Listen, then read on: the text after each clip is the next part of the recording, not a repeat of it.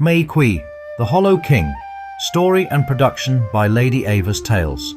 This story is told in the first person, as experienced by Minh. Additional narration by Ed Dimension Shift.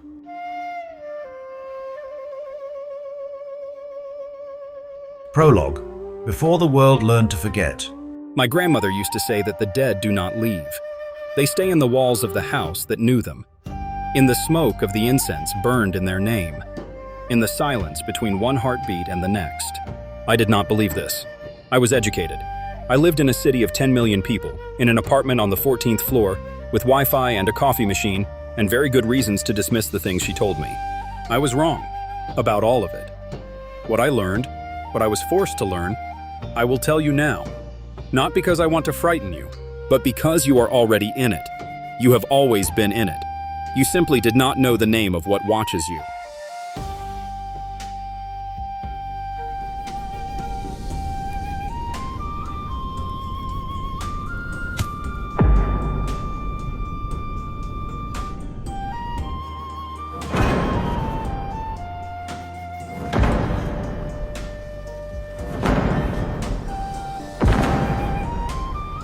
Act 1. The Miracle.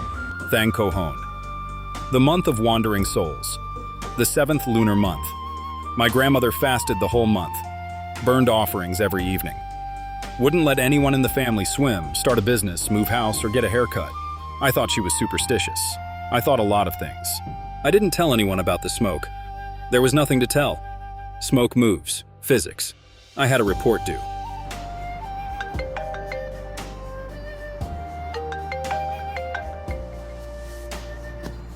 Hello? Minh, you need to come home right now. Your father is in hospital. Uncle Thang took him to emergency. What happened, Mom? He collapsed at the construction site. They said his heart stopped for 3 minutes. Minh, they said 3 minutes.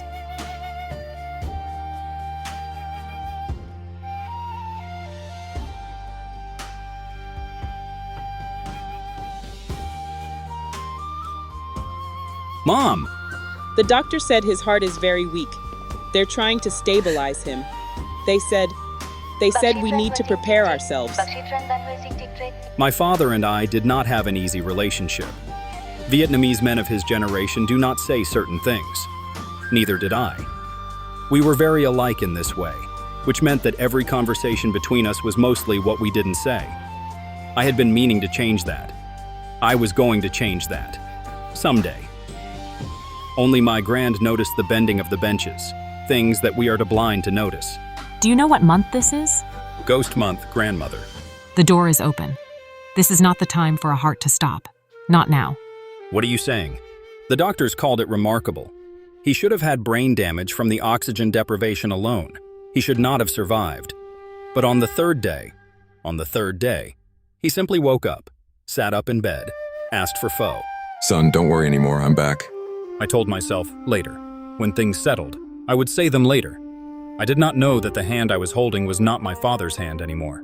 Hung looks healthier than before he got sick. What an appetite. When you nearly die, you get hungry, fuck. That's just how it works. How are you feeling? Honestly. I told you, I'm fine. Why do you keep asking? You ate a lot tonight. I'm hungry. I was in hospital for 2 weeks. Why wouldn't I be hungry? I told myself, the fan, a draft, bad incense. My mother had been stressed. Maybe she hadn't lit them properly. There were many explanations. I chose the easiest one. I am a rational man. I find rational explanations. Near-death experiences change people. The brain rewires. He was different because he had been through something enormous. This was medicine. This was psychology. This was not... I did what I always do when something doesn't make sense. I searched for it. Personality changes after cardiac arrest. Memory loss after heart attack. Trauma affects behavior. Is it normal to feel like someone is different after major illness? I told myself I was being thorough. I told myself this was just research. I deleted every search after I read it. I don't know why I deleted them. But this time I did not. At 2:04 a.m. my father sent me a message. The words were wrong. Not mistranslated, not auto-corrected. Wrong in a way I couldn't explain. Like something that had learned language but not meaning. Then he started typing again. The dots appeared. They pulsed for a long time. Then they stopped. Nothing came. Mom, what is Dad doing right now? Son, why are you calling? It's 2 in the morning. Your father is asleep. He just sent me a message. That's not possible. Your father has been asleep since 10 o'clock. Are you dreaming? You're here early. I couldn't sleep. I know. Banoi, what do you think about Dad since he came home? Do you know about the black cat? At the hospital. The first night your father was there. Were you there? No. I arrived the next morning. I was there. I saw it. Around 3 in the morning, that boundary hour, a black cat walked into your father's room. The hospital has cats? Not anymore. You won't find it if you look. I know you'll look. What are you saying? Say it plainly. The person who came home is not your father. The words sit between them like a stone in still water. I know you don't believe me. I don't need you to believe me right now. I just need you to watch. And keep this. She shifts only slightly, the old bench giving a soft creak beneath her weight. For a moment it seems like nothing has changed at all. Her eyes remain lowered to the small porcelain cup in her hands, calm and unreadable. Then, with the quiet familiarity of a ritual repeated many times before, she reaches behind her back and brings forward a small red pouch, worn at the seams and tied with faded cord. Without looking at him, she sets it carefully on the bench between them. The pouch lands softly against the wood. Minh does not turn his head. His gaze stays fixed on the tea trembling faintly in his cup, as though the movement beside him belonged to the rain or the distant alley sounds rather than to her. But the silence between them changes shape. What is this? Protection. I made it when your father was born. I hoped you would never need it. But now you do. Minh picks it up. It is warm, inexplicably warm, though it has been sitting in the cool morning air. He puts it in his jacket pocket. I am the kind of person who investigates. I interviewed the night nurses. I reviewed the security footage from the hospital corridor. I spoke to the cardiologist. Everything checked out. Medically, my father was the picture of recovery, which meant either I was wrong, or the thing I feared was something medicine had no category for. Incident 1.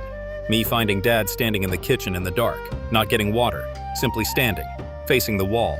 Incident 2. Family dinner.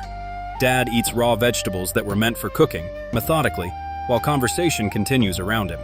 The laugh when he's corrected is perfect, timed to the exact millisecond that a laugh should come. Incident 3. The worst. During a hug at the door, Dad goes perfectly still.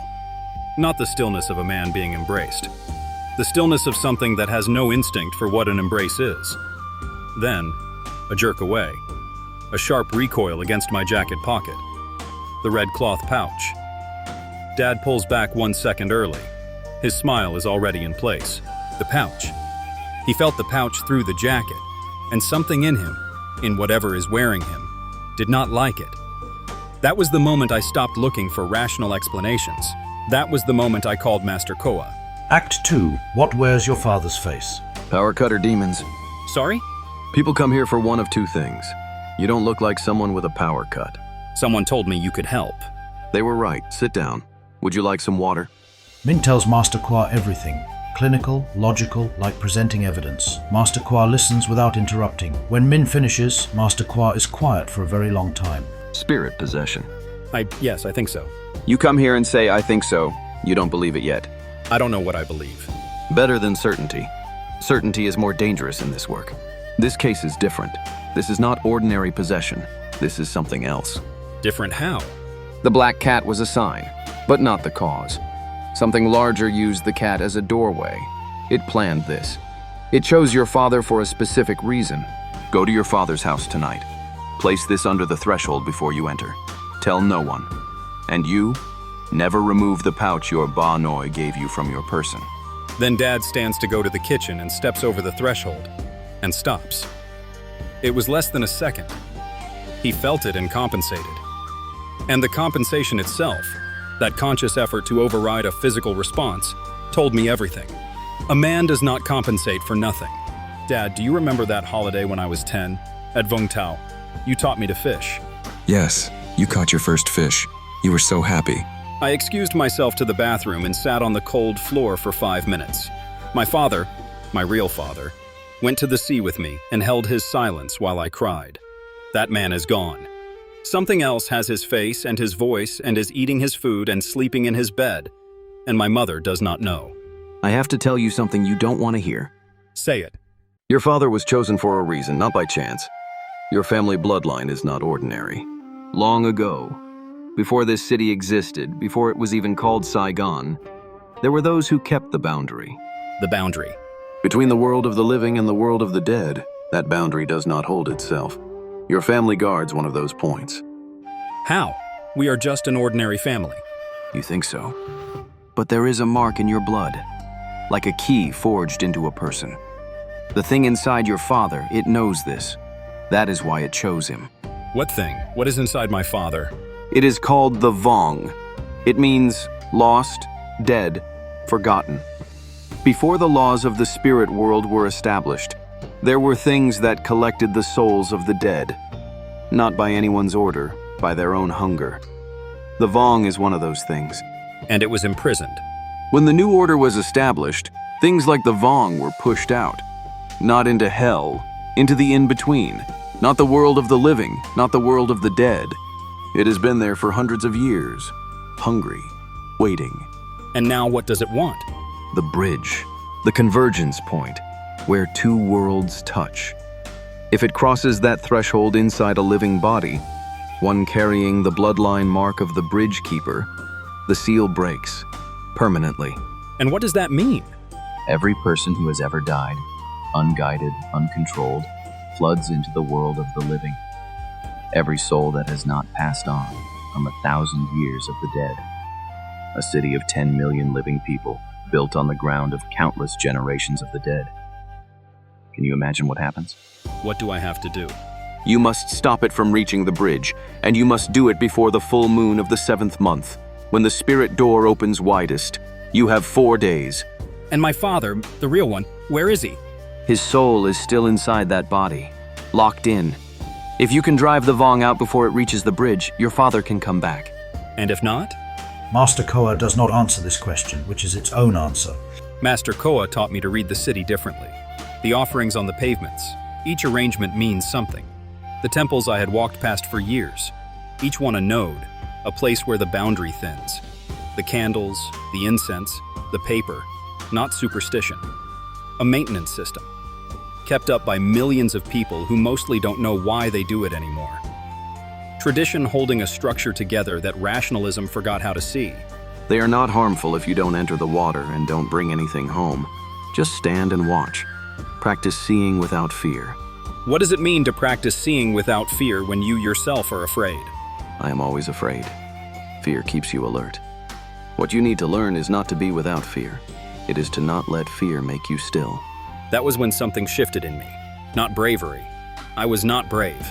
But I stopped seeing them as enemies. They were not hunting me. They were just there, in the dark, as they always had been. We had forgotten to tend them. That was the sin, not theirs. 2 days before the full moon. Mum sits at the kitchen table in a sleep too deep to be natural. Dad stands in the center of the main room, simply standing with his head slightly tilted, listening to something I cannot hear. Dad. His dad turns for the first time. The mask slips. The thing behind his father's eyes looks at Min and does not bother with the performance of love. Son, you know, Master Koa talks a lot. Old people always talk too much. Who are you? I am the thing that remained when everything else was given a name and a law and a place. I am the thing left outside the edge. I am hungry, son. I have been hungry for a very long time. Where is my father, the real one? Still here. He can hear. He hears you calling him. That hurts him more than it hurts you. That I can promise you. That thing cannot stop me. It only slows me down. 2 nights from now, on the full moon, I will reach the bridge. Whether you stand here or hold your mother or cry, the result is the same. You are wrong. Min stands his ground completely still. For this one moment, he is not afraid. Behind Vong's eyes, a flicker, the first uncertainty the ancient thing has shown. Master Koa warned me about this. As the full moon approaches and the boundary thins, people with any sensitivity at all begin to feel it. Most call it anxiety, unease, bad dreams. They don't know they are feeling the edges of a world that runs parallel to theirs, trembling under the weight of what the Vong is pulling toward. The wandering spirits are gathering near the bridge. They know the door is about to open. If the Vong breaks the seal, They come through first. Where exactly is the bridge? Beneath your family's lane, beneath the house you grew up in. Why did I grow up there? Because your family are its keepers, as they have been for generations. It was never by chance. It is never by chance. Act 3. The Keeper. I want to be honest about what I felt. I was terrified. Every rational part of me was screaming that I was a man walking down an alley at midnight carrying a bag of herbs and a string of beads. And underneath that terror was something else. Something that recognized where I was going. Something in my blood that had been asleep for 30 years that was now, finally, awake. Beyond the basement door, a space that exists in both worlds simultaneously. Stone floor that is also earth. A ceiling that is also open sky, but the sky of somewhere else. In the center, Dad, standing at a threshold, a shimmer in the air where two worlds press against each other. Fracture lines of cold blue light run through the air around it. He is very still, looking, observing, and utterly consumed by zealotry. You came. Good. I need you here. Both bloodlines, both keys, together at the convergence point. It opens faster. I am not here to open anything. Dad, I know you're listening. I know you're in there. Dad, there is something I have wanted to say to you for a very long time. I practiced it many times. I said it in the hospital corridor when you were asleep and couldn't hear, but you are hearing it now. You are a good man. I know we don't say these things, but I'm sorry for making you feel I didn't need you close. And I love you. I should have said that a long time ago. Can you hear me, Dad? For a full extended moment, Dad's face became Dad's normal face, the real man underneath. His eyes are his own. He looks at his son. Son. His own voice. 2 syllables, that is all he can manage before the Vong surges back, but it is enough. Master Koa told me what to do. The ritual is not complicated. The ritual is never what's complicated. The words are the easy part. The hard part is meaning them completely. You cannot perform this. The bridge responds to intention the way water responds to gravity. You must mean it absolutely, or it means nothing. You cannot expel me. No one is strong enough. Master Koa knows this. That is why he didn't come. I know. Master Koa told me not to expel you. Then why are you here? My bloodline does not only hold the seal. The keepers of the boundary don't just lock the door. They stand in the doorway. This is the part I cannot fully describe. In that moment, I was not one person in a basement. I was everyone in my family who had ever stood in this spot. Generations of keepers who lived normal lives, who had no idea what they were, who burned incense at altars they thought were just tradition. All of them, through me, at this moment. The bridge, recognizing its keeper, begins to separate Vong from Dad's body. Not violently, but inexorably, like a tide retreating. The fracture lines pulse. The room shudders. Dad staggers.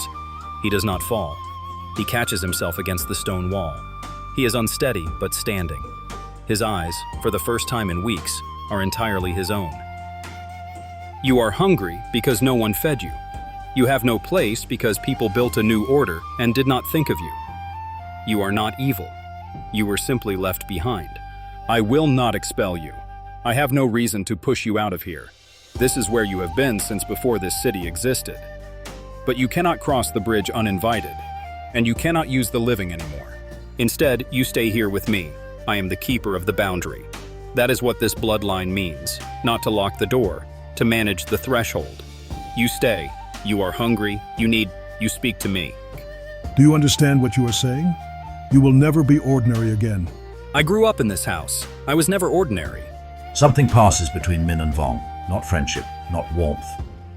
The first architecture of an accord, 2 things that have recognized each other across a very old distance, but the fracture lines are still pulsing. The accord is spoken, it has not been paid. Vong is very old, it knows the difference. Min goes to retrieve the herbs and beads in preparation. He feels steady emotionally, physically, and mentally. Min begins to speak the sealing words Master Kwa taught him. He has the beads in his hands, he has the herbs, he is ready to finish this. Then his father's voice. Min, stop. Dad, Stop, son. Something in his father's voice. Not weakness, not confusion. The opposite. The voice of a man who has been listening from inside a cage for weeks and has made a decision he will not unmake. Min goes still. I heard everything. From the beginning to the end. All of it. I heard you call for me in the hospital corridor. I heard you say you loved me. And I heard it. Inside me. Every day.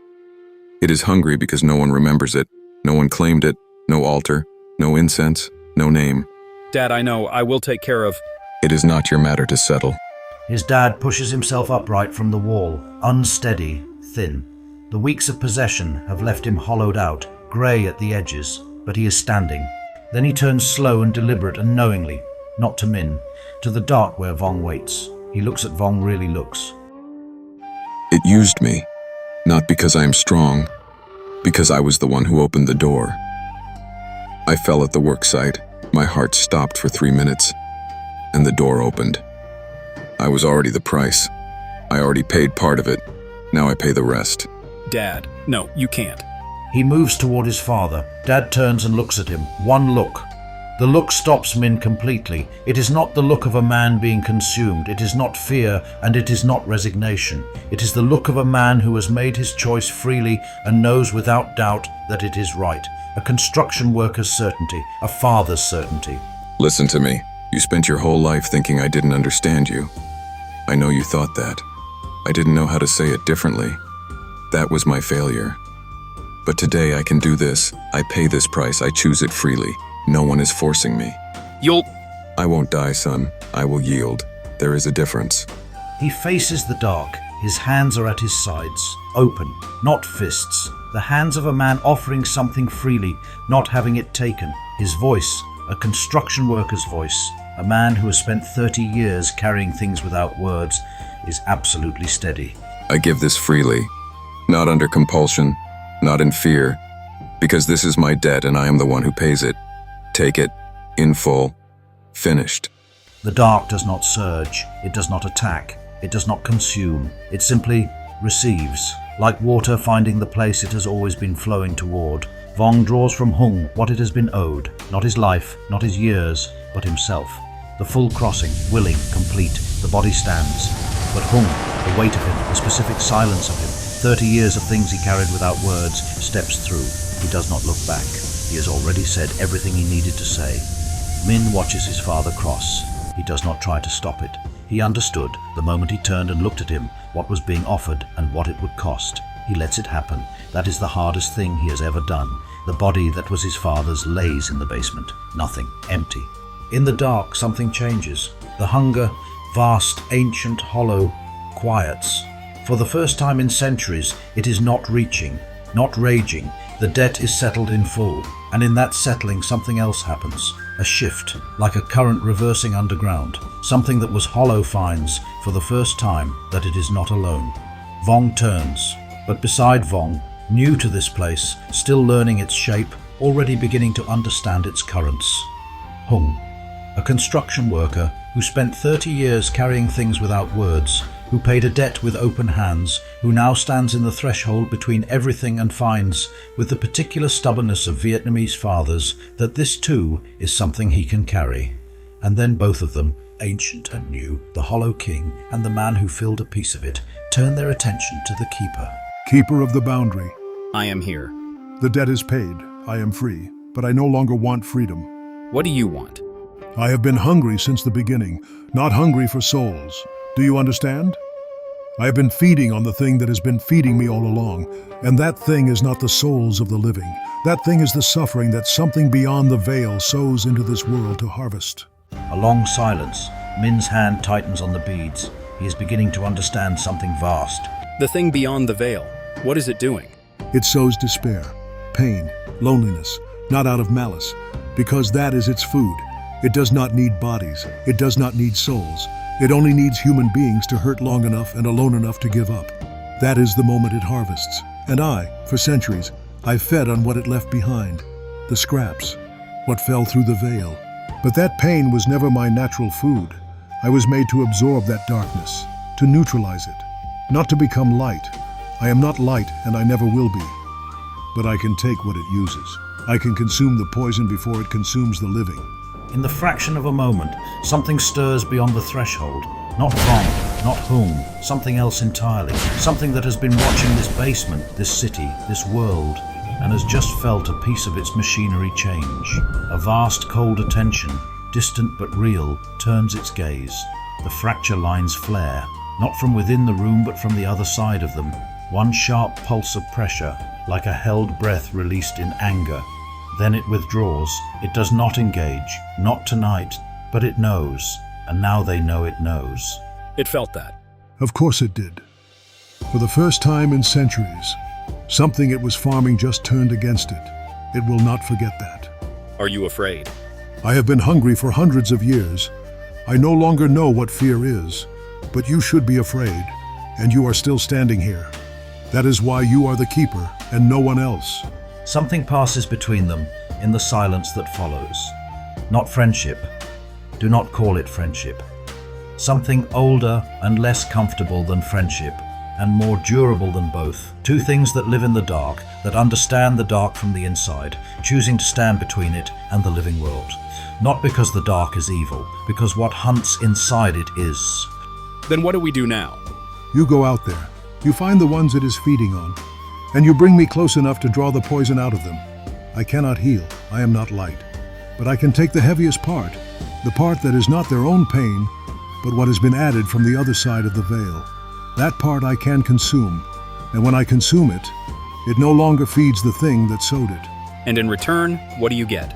I get to feed, properly, not on scraps, and I have you. And now I have this one, who knows how to carry weight without breaking, who proved that once already.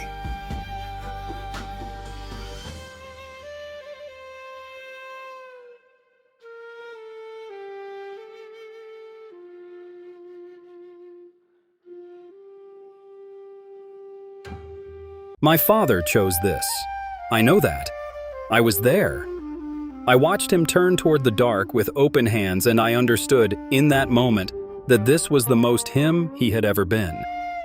A man who spent his whole life carrying things without being asked had finally found the thing worth carrying. But my mother does not know that. And I stand at the back of this room and I watch her hold the edge of that altar table, and I understand for the first time what this bloodline has always cost. Not the ritual, not the darkness. This. Standing in a room full of grief you cannot explain, carrying a truth that would either destroy or save the person you most want to tell it to, and choosing, as every keeper before you chose, to carry it alone. He is not gone, but he is not here, and the distance between those two things is where I live now. Epilogue. The threshold life. People ask me what it's like. I tell them, it is mostly just showing up. The darkness was never the problem. Pain was never the problem. They are old allies. They have been with us longer than hope has. The problem is the thing that gets into them and turns them against us. That is what we are here for. I still work. I still have the apartment on the 14th floor. The ordinary life continues. It has to. You cannot hold the line between two worlds if you have forgotten what you are holding it for. A family contacts Minh. Their grandmother has not left her room in 3 weeks. Her family calls it grief. They are right. It is grief, but something has gotten into the grief and is using it. Minh present, small bag, no ceremony. He sits beside her and places his hand over hers. In the threshold beneath the room, Hung finds the current. Vong takes what does not belong to her. Work done, another soul relieved. Something just left. Yes, Ba Noi. Something that was never yours. The pain is still there. I know. The pain is yours. I didn't take that. Pain is your true companion. I only took the thing that was using it against you. She holds his hand. She decides quietly to keep going. That is everything. Pain is not the enemy. Darkness is not the enemy. They are the oldest things we have. Older than language, older than cities, older than the names we gave to what we feared. They have always been with us. They have always been trying to tell us something. The enemy is the thing that gets between us and what our pain is trying to say. That turns the darkness into a place of surrender instead of a place of understanding. That wants us alone and silent and convinced that what we feel is too heavy to survive. But some demons give us hope, like the Hollow King. Before we go, we want to hear from you. Tell us where you are watching from tonight. Tell us how this story found you, whether it was the grief, the darkness, the love between a father and a son, or simply the feeling that something in this world is watching over you, even when you cannot name what it is. Because that is why we are here, not to frighten, not to impress, but to sit beside you in the difficult moments and remind you, you are not carrying this alone. There is always a hand. It does not always look the way you expect. It does not always come in the light, but it is there. It has always been there. From all of us at Lady-Ava's Tales, thank you for watching, for listening, for being brave enough to sit with the dark and find out it was never your enemy. Share this with someone who needs to know they are not alone tonight. With love, always with love. Lady-Ava's Tales.